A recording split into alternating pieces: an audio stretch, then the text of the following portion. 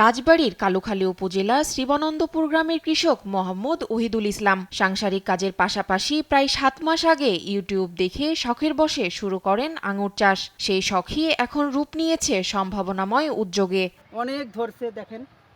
নতুন কিছু করার সাহস আর ভিন্ন চিন্তা থেকেই তিনি এই উদ্যোগ নেন। এরপর ইউটিউবে বিভিন্ন ভিডিও দেখে পরিকল্পনা করে বাড়ির কাছে ৬৬% জমিতে শুরু করেন আঙুর বাগান। দর্শনাথ জীবননগর, ফরিদপুর, ময়মনসিংহ ও ঝিনাইদহ থেকে আঙুর চারা সংগ্রহ করেন তিনি। একটা আঙুর বাগান করেছি, প্রায় ৩ পাখি জমির পরে ৪০০ গাছ লাগাইছি। আমার এখানে প্রায় ৪ প্রকারের আঙুর গাছ আছে। আমার এই চারাগুলো ৪ জায়গায় থেকে সংগ্রহ করছি। এটা দর্শনাথ জীবননগর, ময়মনসিংহ, ফরিদপুর আর একটা ঝিনাইদহ। বর্তমানে তার বাগানে বিভিন্ন জাতের প্রায় ৪০০টি গাছ রয়েছে।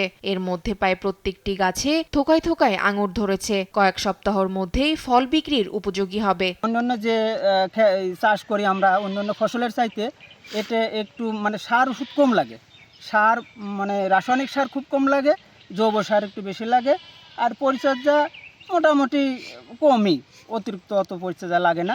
বর্তমানে প্রতিদিনই তার বাগান দেখতে আশেপাশের বিভিন্ন এলাকা থেকে মানুষ ভিড় করছেন। আমি আশাবাদী আছি, আমি একটা আগামীতে বাগান করার চিন্তা ভাবনা করতেছি ইনশাআল্লাহ। আমি এটা দেখার জন্য বা পরিদর্শন করার জন্য এখানে এসেছি, তা আমার দেখে অনেক ভালো লাগছে।